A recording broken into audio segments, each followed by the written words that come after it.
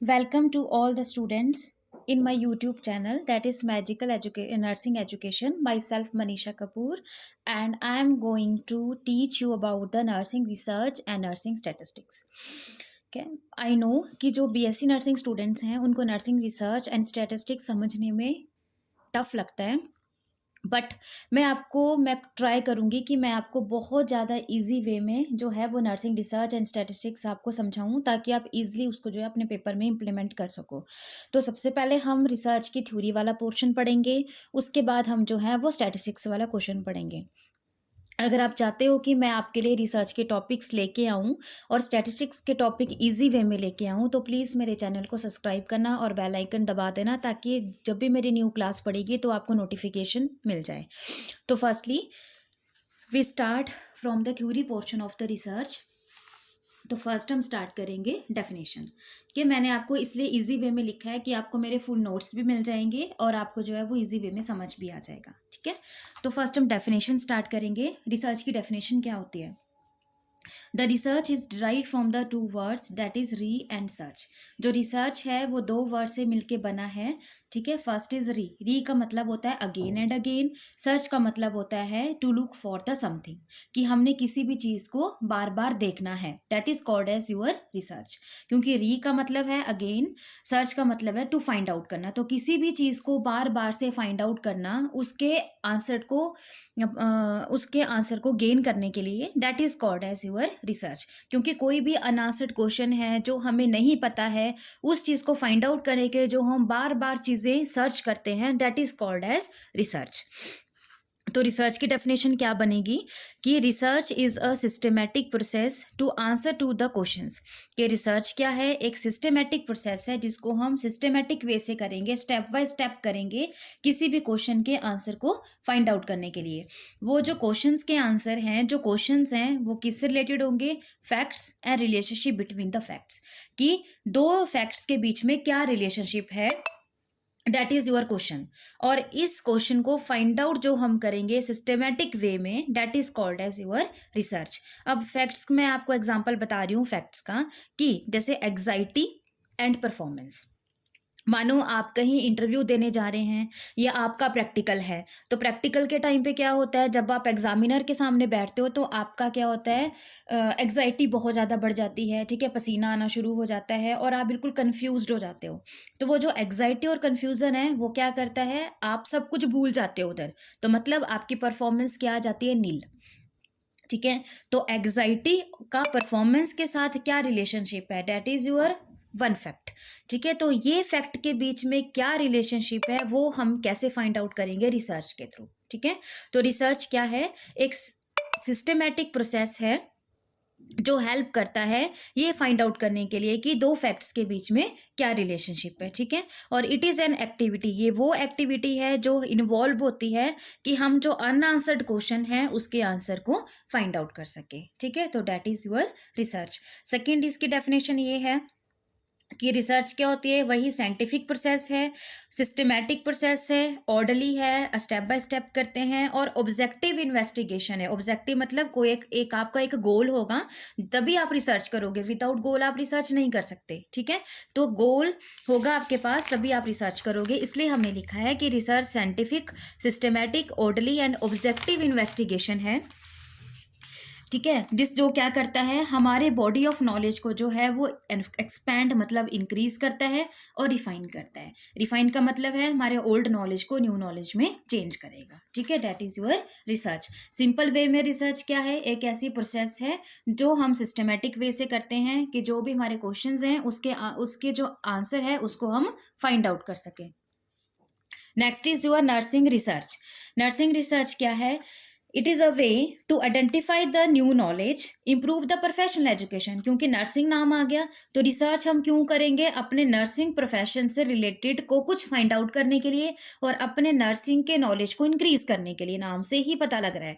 तो एक ऐसा सिस्टमेटिक प्रोसेस है, एक ऐसा वे है जो हम आइडेंटिफाई करते हैं, क्या अपने न्यू नॉलेज को आइडेंटिफाई करते हैं और अपना जो भी प्रोफेशनल नॉलेज है उसको हम क्या करते हैं, इम्प्रूव करते हैं। प्रोफेशनल नॉलेज में आपकी एजुकेशन भी आ जाती है, प्रोफेशन के साथ आपका क्लिनिकल प्रैक्टिसेस भी आ जाती है, और उसके साथ साथ जितने भी रिसोर्सेज हैं हमारे नर्सिंग में, जितने भी इंस्ट्रूमेंट हैं, जितने भी प्रोसीजर्स हैं, उसका हमने इफेक्टिवली कैसे यूज करना है वो भी आपको नर्सिंग रिसर्च से पता लगता है।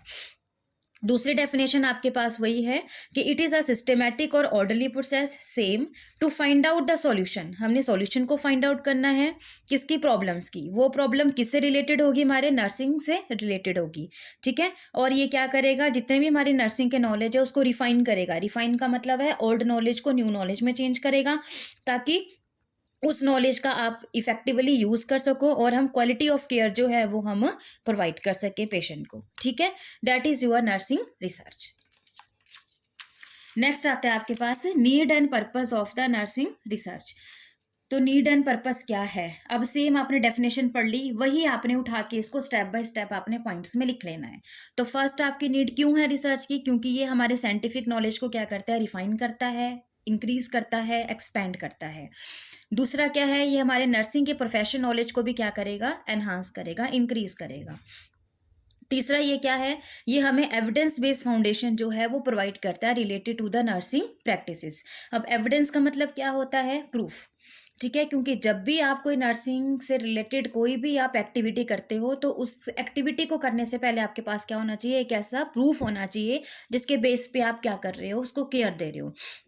क्योंकि कल को अगर रिजल्ट नेगेटिव आ जाए तो आपके ऊपर कोई बात ना आए और आप उस प्रूफ को शो कर सकते हो कि नहीं जी, ये चीज़ पहले हुई है तभी मैंने इस पेशेंट में इंप्लीमेंट की है, ठीक है। तो रिसर्च क्या हेल्प करता है, आपको एक प्रूफ देने में हेल्प करता है, आपको एक एविडेंस देने में हेल्प करता है, ताकि आप उस एविडेंस का यूज अपने प्रैक्टिसेस में कर सको। उसके बाद है it help in expansion of the knowledge which is important for continue growth of the nursing profession. Obviously बात है कि अगर आप रिसर्च करते रहोगे तो आपका प्रोफेशनल नॉलेज तो इंक्रीज होगा। जितना आपका प्रोफेशनल नॉलेज इंक्रीज होगा उतना आप अच्छी अच्छी केयर दोगे, उतना आप अच्छे अच्छे प्रोसीजर्स को इम्प्लीमेंट करोगे। जितना आप अच्छे अच्छे प्रोसीजर्स को इम्प्लीमेंट करोगे उतना हमारे जो नर्सिंग प्रोफेशन है उसकी ग्रोथ ज़्यादा होगी। नेक्स्ट है it define the nursing parameters. Parameters क्या होते हैं, आपके बाउंड्रीज, ठीक है। जो हमारी बाउंड्रीज है नर्सिंग की, हमें उसके अंडर ही रह के काम करना पड़ता है। आपने कोड ऑफ एथिक्स पढ़ा होगा, ठीक है। तो जो जितनी भी बाउंड्रीज हैं वो हमें कौन बताता है, रिसर्च। उसके बाद है आपके पास कि it refine the old knowledge into the new knowledge. जो हमारा ओल्ड नॉलेज है उसको न्यू नॉलेज में भी क्या करेगा, ये चेंज करेगा। Next is have to develop the nursing theories and principle. जो जो चीज़ें आपने न्यू न्यू फाइंड आउट की उसका आप क्या बना सकते हो, अपने वे में थ्योरीज बना सकते हो रिलेटेड टू योर प्रोफेशन। तो रिसर्च हेल्प करता है आपके न्यू न्यू थ्योरीज को बनाने के लिए, क्योंकि जब भी आप कोई भी चीज़ को सर्च करोगे, रिसर्च करोगे, तो आपका रिजल्ट फाइंड आउट होगा। उस रिजल्ट को आप सबको बता सकते हो कि हाँ हाँ मैंने ये मेरे क्वेश्चंस था और इस क्वेश्चंस की मैंने ये सॉल्यूशंस लिखे, ये मेरा बेस्ट सॉल्यूशन ये था, इसको मैंने इम्प्लीमेंट किया और जो मेरा रिजल्ट है वो मेरा ये आ गया।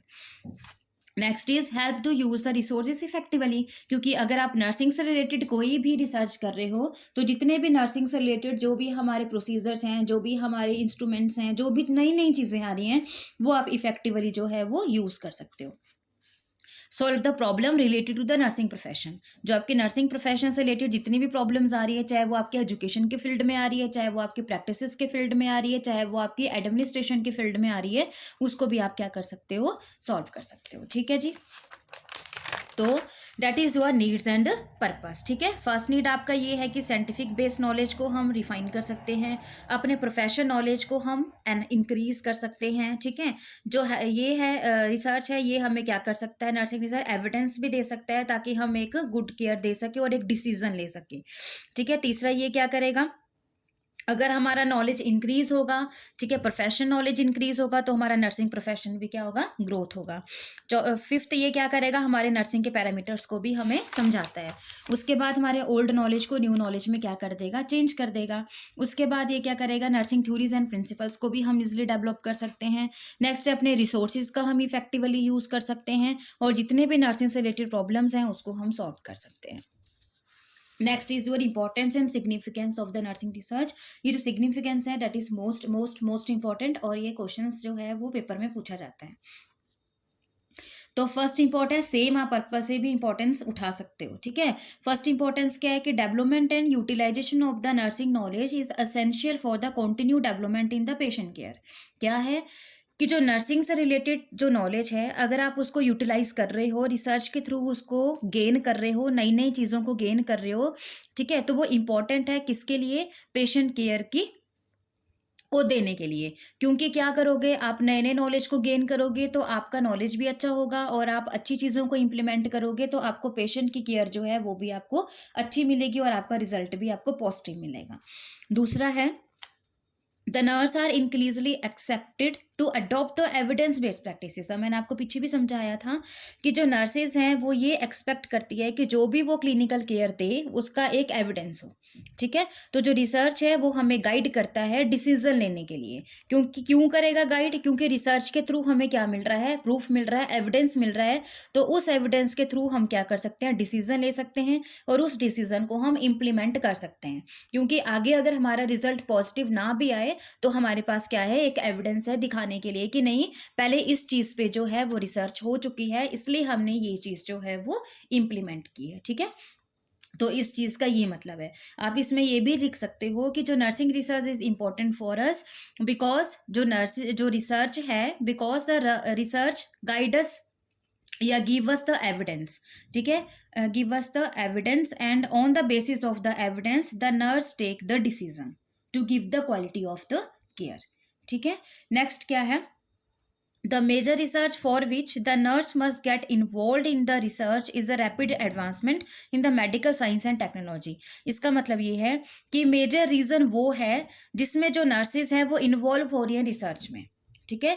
कि नर्सेज जो है वो रिसर्च में इन्वॉल्व हो रही हैं, उसका मेजर रीजन ये है कि आजकल हमारे नर्सिंग साइंस में क्या हो रहा है, बहुत सारा एडवांसमेंट आ रही है। तो उस एडवांसमेंट को जानने के लिए, उसके बारे में नॉलेज गेन करने के लिए जो नर्सेज हैं वो रिसर्च में इन्वॉल्व हो रही हैं। तो ये इसका एक मेजर रीजन है। उसके बाद है आपके पास next is to understand the various dimension of their profession. अब जो रिसर्च है वो हमारे डायमेंशंस को भी जो है वो अंडरस्टूड करवाता है। एक तो वो बाउंड्रीज को अंडरस्टूड करवाता है, दूसरा ये जो है वो डायमेंशंस को अंडरस्टूड करवाता है। आपके डायमेंशंस कौन कौन से हैं नर्सिस के? मानो रिस्पेक्ट है, positive connection with the patient, मतलब good IPR with the patient, आपका नॉलेज जो है प्रोफेशन नॉलेज, और आपका professional skills, these all are your dimensions. तो डायमेंशंस हैं वो भी हमें कौन बताता है? Research, nursing research. नेक्स्ट है it also help the nurse to eliminate the nursing actions that do not achieve the desired care outcomes, ठीक है। अब जो नर्सिंग रिसर्च है वो हमें उन चीज़ों को एलिमिनेट करने के लिए भी हेल्प करता है। एलिमिनेट मतलब खत्म करने के लिए हेल्प करता है, ठीक है। जिस एक्शंस के थ्रू, जिस केयर जो हम केयर देंगे उसके थ्रू जो है वो हमें पॉजिटिव आउटकम नहीं मिलती है, ठीक है। मानो कि है कोई भी पेशेंट है, उसको कोई भी प्रॉब्लम है, ठीक है। तो आपने क्या किया, पहले आपने उसको कुछ और दवाई दे दी, उसके बाद आपने क्या किया, वो प्रॉब्लम सॉल्व नहीं हुई, ठीक है, आपको अच्छा रिजल्ट नहीं मिला। फिर आपने रिसर्च की, भाई इस मेडिसिन से जो है वो पेशेंट की केयर क्यों नहीं हो पा रही है। तो जब आपने उस डिजीज पे वो किया, रिसर्च किया, रिसर्च किया, तो आपको पता लगा कि ये वाली मेडिसिन से ज़्यादा इफेक्टिव जो है वो दूसरी वाली मेडिसिन है। तो फिर आप क्या करोगे, उस दूसरी वाली मेडिसिन का यूज़ करोगे। तो रिसर्च ने क्या हेल्प किया आपका? एक तो ओल्ड नॉलेज को न्यू नॉलेज में गेन करवा दिया, दूसरा आपने क्या किया, जो आप पहले वाली केयर थी उसको आपने एलिमिनेट कर दिया, और जो न्यू आपने चीज़ें जानी उसको आपने अपने में इम्प्लीमेंट कर दिया, ठीक है। तो जो नर्सिंग रिसर्च है वो हेल्प करता है उन चीज़ों को साइड में करने के लिए, उन चीज़ों को डिलीट करने के लिए जिन चीज़ों से आपको पॉजिटिव रिजल्ट नहीं मिल रहा है, ठीक है जी। तो that is all about your importance and significance of the nursing research, ठीक है। फर्स्ट ये हेल्प करता है किसमें? साइंटिफिक नॉलेज को भी इंक्रीज करने में, ताकि हम क्या करें, अपनी पेशेंट केयर को दे सकें। दूसरा ये हम एविडेंस बेस्ड केयर भी देता है, क्योंकि हमारे पास ये प्रूफ प्रोवाइड करता है जिसके थ्रू हम क्या कर सकते हैं, डिसीजन ले सकते हैं। नेक्स्ट ये क्या करेगा, जो है वो जितनी भी न्यू न्यू टेक्नोलॉजीज आ रही हैं उसको बारे में जानने के लिए भी ये जो है वो हेल्प करेगा, इसलिए नर्सेज जो है वो रिसर्च में ज़्यादा इंटरेस्ट ले रही हैं। चौथा ये हमारे डायमेंशंस को भी अंडरस्टैंड करवाता है। पांचवा ये उन चीज़ों को डिलीट करवाता है जो चीज़ों से हमें पॉजिटिव रिजल्ट नहीं मिलता है। Next is your research problem, next topic is your research problem. तो रिसर्च प्रॉब्लम के नाम से पता लग रहा है प्रॉब्लम क्या होगी, कुछ क्वेश्चंस होंगे, ठीक है। तो it is an interrogative statement. Interrogative का मतलब वो है ऐसे स्टेटमेंट जिसमें कुछ क्वेश्चंस छुपे हों, ठीक है, उसको बोलते हैं हम इंटेरोगेटिव स्टेटमेंट। तो एक ऐसी इंटेरोगेटिव स्टेटमेंट है जो हमसे क्वेश्चंस पूछती हैं, डेट आस्क द क्वेश्चंस कि what is the relationship between the two और मोर वेरिएबल्स, या दो से ज्यादा वेरिएबल्स में जो है वो क्या रिलेशनशिप है। वेरिएबल्स क्या होती हैं, कुछ ऐसी प्रॉपर्टीज, कुछ ऐसे कैरेक्टरिस्टिक्स, ठीक है। उन दो वेरिएबल्स के बीच में क्या रिलेशनशिप है, ये हमसे कौन पूछता है, दैट इज द प्रॉब्लम, ठीक है। और इसका जो हम सॉल्यूशन निकालते हैं दैट इज योर रिसर्च। अब जैसे मैंने दो वेरिएबल्स का यहाँ पे आपको एग्जांपल दिया हुआ है, smoking cause lung cancer. Smoking is your one variable, lung cancer is your second variable. अब देखो स्मोकिंग जो है आपको पता है, you all the nursing students, और आपको पता है स्मोकिंग जो है वो क्या करता है, लंग कैंसर के चांसेस को इंक्रीज करता है। अब अगर हम स्मोकिंग की क्वांटिटी को डिक्रीज करेंगे तो लंग कैंसर के चांसेस भी डिक्रीज होंगे, अगर स्मोकिंग की क्वांटिटी को इंक्रीज करेंगे तो लंग कैंसर के चांसेस भी क्या होंगे, इंक्रीज होंगे। तो इन दो वेरिएबल्स के बीच में क्या रिलेशनशिप है, that is your research problem, और इसका जो आंसर हम निकालेंगे दैट इज योर रिसर्च, ठीक है। अब एक बात मैं आपको और बता दूं, there is a different type of the variables, ठीक है, वो हम नेक्स्ट क्लास में जब भी वो टॉपिक आएगा तो मैं आपको पढ़ाऊंगी। बट यहाँ पे दो वेरिएबल्स हमें जो है वो क्लियर हो रहे हैं, that is independent variable and second is your dependent variable, ठीक है। अब देखो स्मोकिंग जो है, अगर मानो आपकी स्टडी है, कोई आप स्टडी कर रहे हो कि स्मोक कैसे जो है वो लंग कैंसर को कम करता है और ज्यादा करता है, मतलब क्या रिलेशनशिप है स्मोकिंग का लंग कैंसर के साथ, तो आप कुछ बंदे ऐसे पकड़ोगे जो स्मोकिंग कर रहे हैं, ठीक है, तो आग और किसी को जो है वो लंग कैंसर भी है। तो अब आपने क्या करना है, किसी से आपने स्मोकिंग की क्वांटिटी को ज़्यादा करवाना है, किसी से आपने स्मोकिंग की क्वांटिटी को कम करवाना है। तो जो स्मोकिंग की क्वांटिटी को ज़्यादा और कम करना है वो किसके हाथ में है, रिसर्चर के हाथ में है जो रिसर्च कर रहा है। तो that is called as your independent variable, क्योंकि ये तो किसी के ऊपर डिपेंड नहीं है ना, ठीक है। जो लंग कैंसर है वो किसके ऊपर डिपेंड हो रहा है, स्मोकिंग की क्वांटिटी पे, तो that is your dependent variable, क्योंकि स्मोकिंग ज्यादा कम होने के बाद ही लंग कैंसर के ऊपर इफेक्ट पड़ रहा है, ठीक है। तो lung cancer is your dependent variable and dependent variable is those variable who is depend on the independent variable. अगर इंडिपेंडेंट के वेरिएबल्स को क्वांटिटी को इंक्रीज और डिक्रीज करेंगे तो ये जो डिपेंडेंट वेरिएबल है उसकी क्वांटिटी में भी इंक्रीज एंड डिक्रीज आएगा। और independent variable are the those variable which are on the researcher hand, जो किसके हाथ में है, रिसर्चर के हाथ में है, क्योंकि रिसर्चर ही क्या कर रहा है, स्मोकिंग की क्वांटिटी को इंक्रीज भी कर रहा है और डिक्रीज भी कर रहा है, ठीक है। और इसी के इंक्रीज डिक्रीज करने से इफेक्ट पड़ रहा है हमारे पास लंग कैंसर पे। इसलिए lung cancer is your dependent variable that is depend on the independent variable and independent variable are those variable which is depend on the researcher hand, ठीक है। तो ये वेरिएबल्स हम बाद में पढ़ेंगे। मेन मेरा मतलब आपका यहाँ पे समझाने का था कि टू वेरिएबल्स के बीच का रिलेशनशिप जो क्वेश्चन है that is your research problem, ठीक है। तो ये दो वेरिएबल्स आ गए, इनके बीच में क्या रिलेशनशिप है दैट इज योर प्रॉब्लम, और जो इसका जो हम सॉल्यूशन है, जो इसका जो आंसर हम फाइंड आउट करेंगे दैट इज योर रिसर्च, ठीक है। तो ये सारा आज की क्लास में हम खत्म करेंगे, ठीक है। So today we discuss about the topics that is the definition of the research, ठीक है, definition of your nursing research, needs and purpose of the research and importance and significance of the research, both are same, importance and significance किसी भी नाम से आ सकता है, research problems, ठीक है। नेक्स्ट हम जो है वो हम अगले टॉपिक्स नेक्स्ट वीडियो में पढ़ेंगे। अगर आप चाहते हो कि मैं अच्छे से अच्छे टॉपिक आपको लेके आऊँ, इजी से इजी वे में लेके आऊँ, तो please I again requesting you कि सब्सक्राइब करो मेरे चैनल को और बेल आइकन को दबाओ ताकि आपको नोटिफिकेशन जो है वो बार बार मिल सके। Thank you so much.